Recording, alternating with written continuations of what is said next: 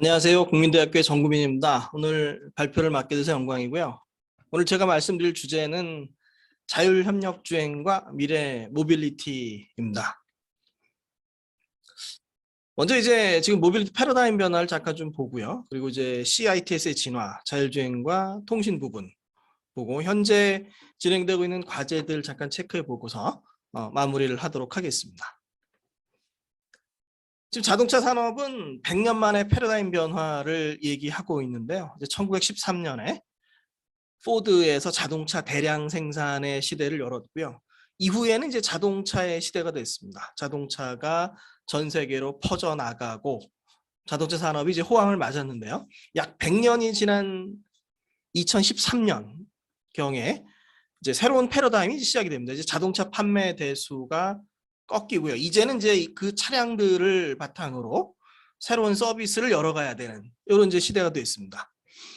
대표적인 사례로 이제 벤츠의 케이스 사례가 있고요. 커넥티드 카, 그다음에 자율주행차, 쉐어링 앤 서비스, 그리고 전기차 이런 전략인데요. 재미있는 부분은 이제 벤츠가 2016년에 케이스 전략을 발표한 이후에 케이스 관련 시장은 매우 커졌음에도 불구하고 벤츠는 여전히 그 시장에서 이제 도전자에 있습니다.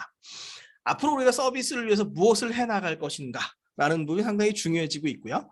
그래서 운전에서 이동으로의 변화, 운전자에서 승객으로, 운전 공간에서 생활 공간으로의 변화, 그리고 서비스, 전기차, 자율주행 흐름의 변화가 빠르게 진행되고 있습니다. 이제 이런 모빌리티 100년 만의 패러다임 변화에서 자율주행 전기차 서비스의 변화에서 우리가 좀 바라봐야 될 부분들은 아래에 있는 이제 교통 도시의 측면에서 이제 개별 차량에서 도시 운영으로 이제 발전되는 변화인데요. 그래서 도시의 교통을 어떻게 운영할 것인가, 그리고 자동차뿐만이 아니라 인프라를 어떻게 확충을 하고 도와주고 사고를 줄이고 효율을 높일 것인가 이런 부분도 있고요.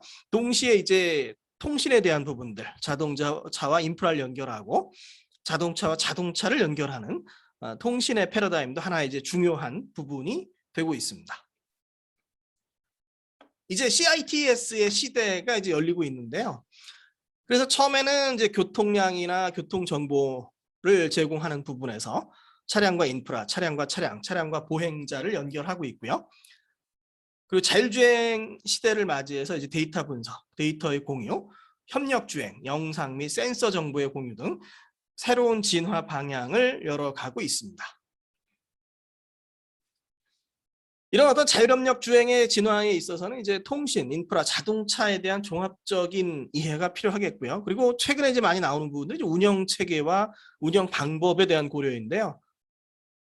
도로의 RSU나 기지국을 어떻게 설치하고 차량과 어떻게 효율적인 통신을 만들어 갈 것인가 이런 부분도 있고요. 또 하나 이제 봐야 될 부분들은 뭐냐면 이제 운영 방법에 있어서 내구성이라든가 아니면은 고장을 어떻게 진단할 것인가라든가 이런 부분들에 대한 부분도 우리가 고려를 좀 해야 될 것 같습니다. 더불어 이제 우리가 봐야 될 부분은 이제 공공과 시장에 대한 부분들. 이게 과연 공공에서 설치를 할 것인가 아니면 시장에서 바라볼 것인가 이런 부분들도 하나의 지금 과제가 되고 있습니다.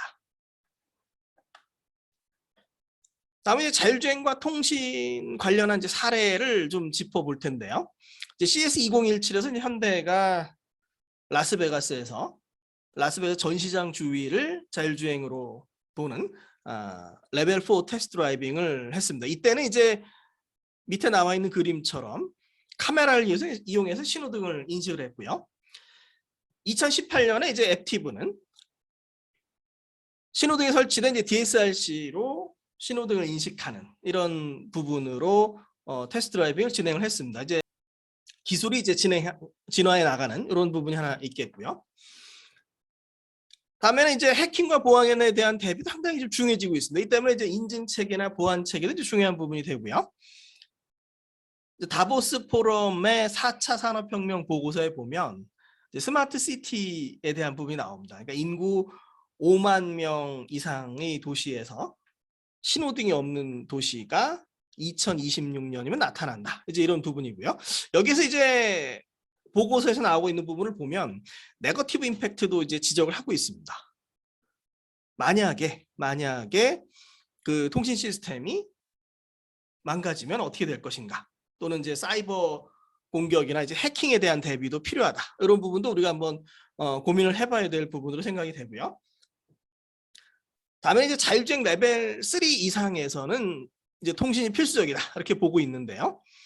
2017년에 이제 아우디 A8이나 이제 벤츠 EQS의 경우에 이제 공통적으로 얘기하고 있는 부분은 뭐냐면 UNEC에서 시속 60km 이하를 레벨 3로 이제 규정을 하면서 시속 60km 이하를 책임지는 자율주행이 이제 발전을 하게 되고요. 그러면은 고속도로 상에서 지금은 시속 60km이지만 막히지만 1km 앞에 시속 100km일 수 있는 거죠. 그래서 그런 어떤 부분에서 차량의 센서에다가 통신을 통해서 정보를 얻어서 레벨 3에서 레벨 2로 전환되는 이런 부분에 통신 기술이 좀 쓰이고 있고요. 이제 그런 부분에서 이제 V2X가 레벨 3 이상에서 또는 이제 통신 기술이 레벨 3 이상에서 필수가 될 것으로 이제 전망이 됩니다.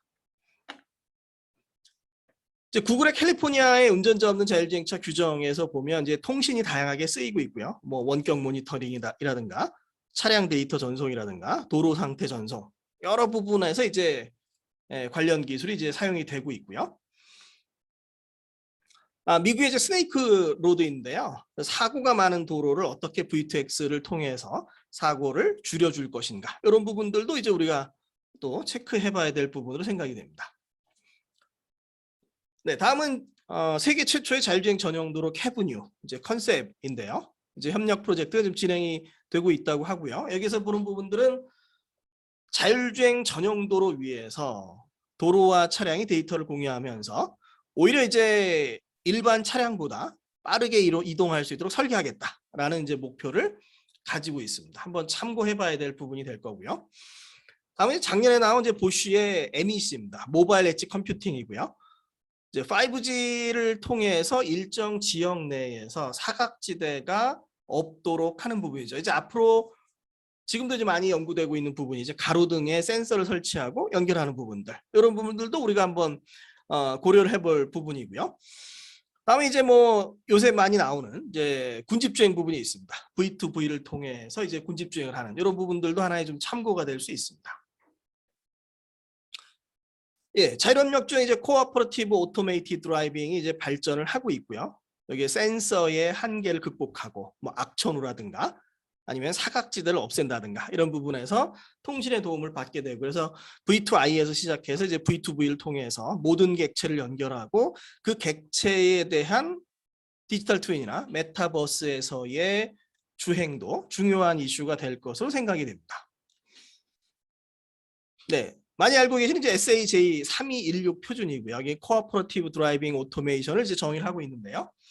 클래스를 이제 A, B, C, D 네 단계로 나눴습니다. 이제 그림에 나와 있는 부분이 이제 코어퍼레이티브 머징 이그젬플인데요.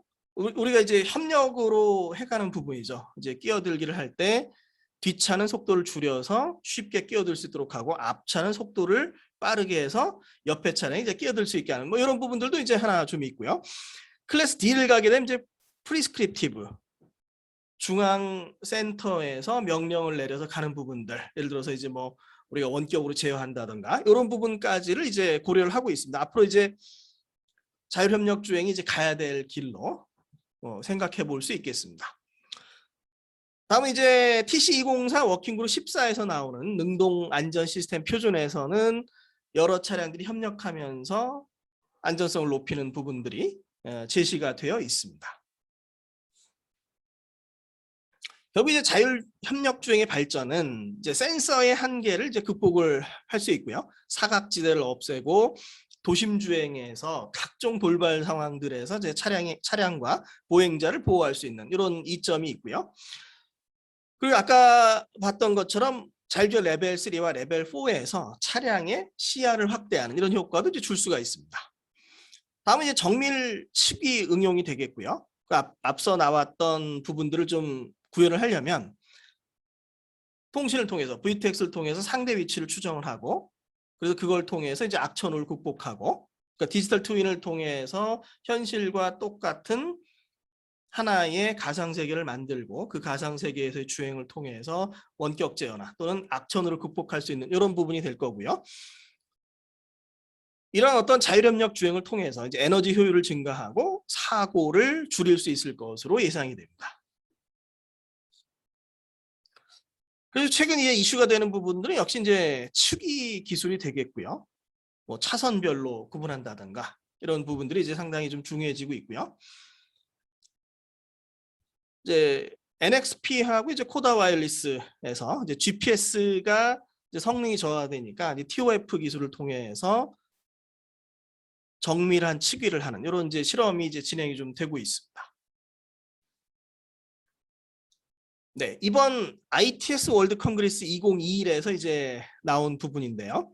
NXP가 이제 앞서 본 코다 와이어리스랑 협력을 해서 자전거 안전 시스템을 지원하도록 했습니다. 그래서 자전거 사용자의 이제 위치라든가 속도라든가 이동 방향 등에 대한 데이터를 이제 주변의 차량들에게 이제 전송을 하는 이런 부분들로 시연을 했고요. 그래서 앞으로 자율협력 주행에서 보행자와 뭐 우리가 이제 VRU라고 하는 Vulnerable Road User라고 하는 뭐 보행자나 자전거나 오토바이라든가 이런 어떤 사용자들의 안전성을 높일 수 있는 이런 부분들을 제시를 했습니다. 또 하나 이제 NXP와 코다 와이어리스의 협력에서 나온 부분들은 포드의 이제 자동 발렛 파킹인데요. 주차장에 이제 V2X 인프라를 이제 설치를 하고 커넥티드 카가 주차장 인프라와 이제 V2X 통신을 통해서 빈 공간을 찾고 이제 주차할 수 있도록 했습니다. 여기도 역시 이제 중요한 부분들이 이제 측위 기술이 좀 중요해지고요. 포드의 포드 패스 앱을 통해서 이제 차량을 제어하는 이런 부분들이 제시가 되어 있습니다. 지금 요 자동 발렛 파킹 같은 경우는 이제 9월에 있었던 독일의 IAA 뮌헨 모터쇼죠. 뮌헨 모터쇼에서도 좀 기술은 좀 다르긴 하지만 자동 주차가 이슈가 됐었고요. 이번에 이제 ITS 월드 컨그레스에서도 이제 포드의 자동 발렛 파킹 시연이 있었습니다. 어떤 주차장의 효율을 높이고 도시 공간을 효율적으로 쓰기 위한 자동 발렛 파킹이나 주차장도 또 중요한 이슈가 되고 있습니다. 이제 V2X에서 이제 자율협력 주행에서 보안도 상당히 좀 중요해지는데요. 우리나라의 이제 아우토크립트는 북미, 유럽, 중국, 한국 등 이제 여러 나라의 표준을 모두 지원하는 보안 인증 시스템을 이제 전시를 했습니다. DSRC나 이제 CVTX도 지원을 하고 있고요. 다음은 자율협력 주행 관련해서 어떤 연구 개발이 진행되고 있는지를 정리를 해보도록 하겠습니다. 네, 지금 보여드리는 화면은 국토교통부에서 한 3년간 지금 진행하고 있는 자율주행 기반 대중교통 시스템 실증 연구인데요. 자율협력 주행을 통해서 V2X를 통해서 대중교통 체계를 혁신하기 위한 이런 부분입니다. 그래서 교통관제센터가 있고요. 그래서 플릿 매니지먼트 여러 대의 차량을 이제 동시에 제어하는 이런 부분이 좀 있고요. 그다음에 신호교차로 협력 주행 부분이 있습니다. 신호등을 인식하고 신호교차로에서 협력 자율주행을 하는 이런 부분들이고요. 다음에 이제 버스 정류장 안전지원 서비스, 다음에 사용자 편의 서비스 등 다양한 자율협력주행 서비스를 제공을 하고 있습니다. 작년 12월에는 교통연구원 주관으로 자율협력주행 버스의 이제 BRT 구간 실증이 있었는데요. I2V와 이제 V2V 기술을 통해서 뭐 운행 상황을 모니터링하고 센서 고장 진단 기능을 시연하는 이런 부분이 있었습니다. 그래서 제어권 전환이라든가 정류장 정밀 정차라든가 버스와 인프라 간 통신, 차량 간 통신, V2V 주행 정보를 제공하고 고장 위험 상태를 실시간 진단하는 이런 시연을 이제 진행을 했고요. 앞으로 이제 우리나라 이제 대중교통 시스템에서 자율협력 주행을 통해서 다양한 기능을 보여줄 수 있을 것으로 생각이 됩니다. 다음은 이제 국토교통부에서 진행되는 이제 화물차 군집주행 기술 개발인데요. 이제 공용도로에서 이제 자율협력 주행을 통해서 군집주행을 하는 이런 이제 시연이었고요. 이제 시험 도로는 이제 여주 시험 도로에서 V2I 기반으로 이제 차로를 변경하고 긴급 제동을 시연하는 이런 부분들을 이제 제시를 했습니다. 이제 이러한 자율협력 주행에서는 보안도 상당히 중요한데요. 이제 국토교통부의 자율협력 주행 도로교통체계 통합보안 시스템을 운영을 위한 기술 개발에서는 관련한 이제 사이버 보안 기술 및 가이드라인이 연구가 되고 있습니다. 아까 이제 말씀드렸던 다보스 포럼의 4차 산업혁명에서 2026년 신호등이 없는 도시에서도 마찬가지로 이제 사이버 보안 기술과 가이드라인이 상당히 중요해질 텐데요. 이런 부분에서 이제 도로 인프라의 보안 대책 확보도 중요할 것으로 생각이 됩니다. 네, 다음은 악천후 외부 환경 대응 가능 V2X 플랫폼 개발 저희 연구실에서 진행하고 있는 부분인데요. NXP와 이제 코다 와이어리스 칩셋을 이용을 해서 V2X TOF 기반 측위를 진행을 하고 있습니다. 예, 기존의 RSSI보다 이제 전파 세기를 이용하는 RSSI보다 훨씬 더 정밀한 결과가 이제 나오고 있고요. 앞으로 이제 어떤 차량 주행에도 응용이 가능할 것으로 생각이 됩니다. 이제 코다 와이어리스가 구현한 이제 TOF 원리를 이제 간단하게 이제 보여드리고 있고요. 저희가 시연을 해보면 코다 와이어리스 실험에서 한 90% 정도의 정밀도를 얘기를 했는데요. 저희 실험에서 한 그 정도의 결과를 얻고 있고요. 앞으로 이런 부분들을 로봇이나 차량에 적용해서 정밀 자율주행이 가능하게 하는 부분들, 이런 부분들을 진행하려고 하고 있습니다.